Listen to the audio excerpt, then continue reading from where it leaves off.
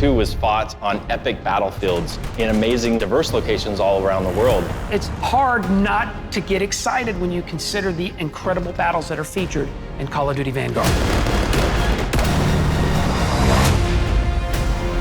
So many people that come together to create Call of Duty Vanguard. It was a privilege to be able to work with all these teams to build a world that feels authentic. Even though this is a fictional story, if the world feels right and is believable, it pulls the audience in. The team showed a lot of passion to come together to deliver this game. In Call of Duty World War II, we were telling more of a story of one U.S. Army infantry unit and their experience.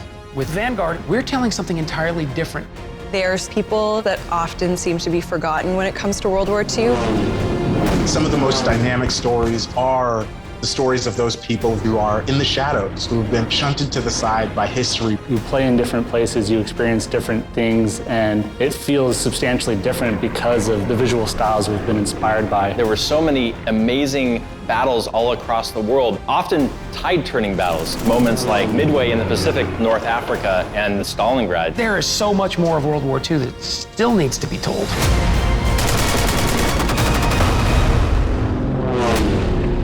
Call of Duty Vanguard focuses around a special forces team that is sent into the heart of Germany at the very tail end of the Second World War. What we were attempting to create was an origin story for special operators. The stakes are pretty high as they're trying to end the Reich once and for all. We see these characters who've all done incredible things. The reason that they're put into this situation is because time is of the essence, and they can get into Germany much faster than a conventional military could. In our fictional story, the Allied leaders had heard about an operation called Project Phoenix. So they assembled this team to go in and stop it. We have 5 main characters in Call of Duty Vanguard. We have Arthur Kingsley, Paulina Petrova, Lucas Riggs, Wade Jackson, and Richard Webb. It was quite a challenge to make sure that each one of them was special in their own way, and I think we really achieved that. Our team leader is Arthur Kingsley. Arthur Kingsley starts the war as a British paratrooper.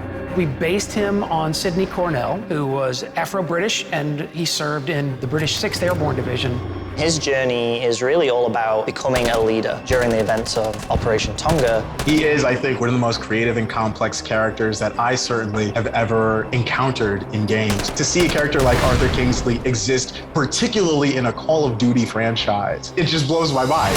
Paulina Petrova is our Soviet sniper. Her character is inspired by Lyudmila Pavlyuchenko. Lyudmila became a sniper. She ultimately earns the nickname Lady Death. Paulina's transformation as her city gets destroyed, emotionally, it's such a big change for her. She doesn't start the story as a soldier. She becomes a soldier by the situation. Paulina walks through the world with a very single-minded focus, the desire for revenge. And she becomes infamous to the Germans and a kind of symbol for the Russians. Our Lucas Riggs character is inspired by men who actually experienced the siege of Tobruk during the Second World War. These Australian fighters, the Rats of Tobruk. And Lucas's story is one of rebellion against authority. The British, who commanded his forces, didn't really treat the Australians with the same level of respect as they did the other British soldiers. It's a very underdog story.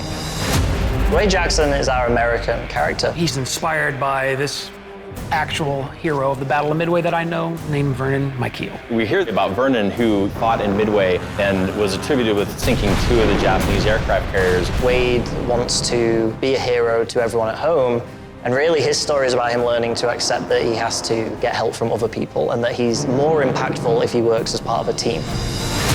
Richard Webb is inspired by Terrence Otway. Otway was an officer commanding the 9th Parachute Battalion. We took a lot of inspiration on our Operation Tonga level in the game, and Richard Webb was a big part of that. Richard Webb and Arthur Kingsley, they're serving together on D-Day as British paratroopers, and then they ultimately become critical members of this special operations team.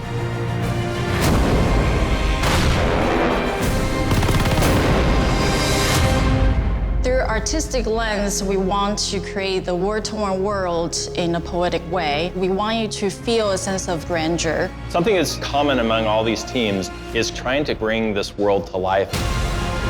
The audio team went out into the desert and recorded dive bombers.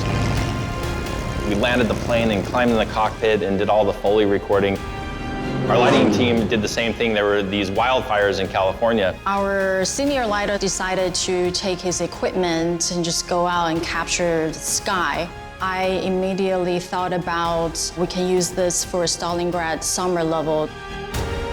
I feel really lucky to get to work with our narrative team. Which started out as Steven and Brent, and then they brought on myself and Tochi. There's so many different people from so many different backgrounds, each doing their own part. So to be able to witness that progression and to now be a part of that progression from the creator's standpoint, it's very empowering. It just ended up being such a wonderful melting pot of people and ideas and perspectives that all came together to work so well to craft something that we're all really happy with. Working with actors, they really bring extra elements to the characters that we don't necessarily have when they're just words on a page, and then they really bring them to life during our performance capture sessions, and then we put it straight into our game. You know about Wade, but they haven't caught him yet.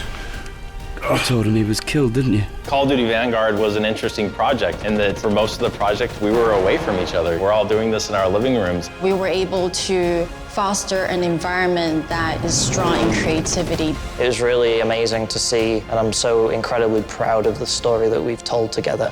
The teams go to exceptional lengths to bring this world to life in a real and authentic way. It's all about trying to give an immersive experience to our player. I want the player to feel like they are a part of this team. To really feel like they're on that journey with them.